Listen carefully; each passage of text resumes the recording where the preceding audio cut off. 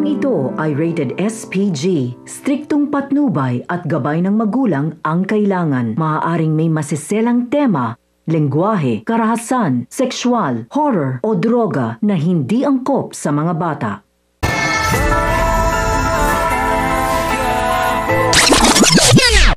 Ang mga dapat nating abangan sa FPG's Batang Quiapo.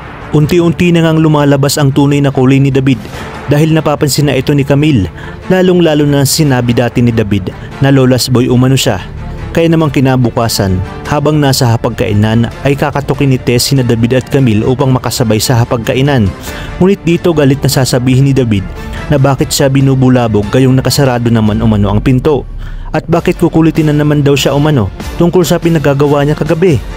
Dito na nga sasagot si Tinding na napakayabang umano ni David dahil nakatikim lang umano ito ng konting pera. Sisigawan naman ni David si Tinding na bakit napakayabang nito gayong nakikitira lang naman ito sa kanila.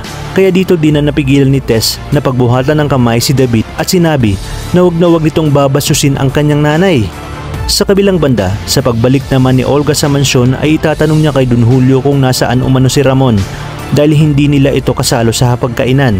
Sinabi ni Don Julio na mayroon umanong special date itong si Ramon kung kaya't napapaisip naman itong si Olga kung sino ito at sinabi niya sa kanyang sarili na kinakailangan makilala niya kung sino ang babaeng ito dahil baka ito pa ang maging hadlan sa pag-angkin niya sa mga kayamanan ni Ramon.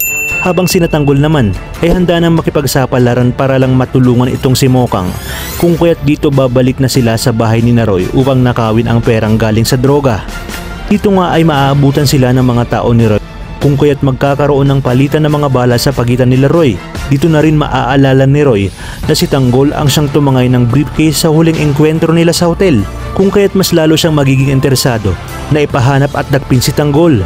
Kaya naman mga kapamilya, kapit lang dahil marami pa tayong dapat abangan dito lang sa bagong paborito ng sambayanan, ang FPJ's Batang Quiapo.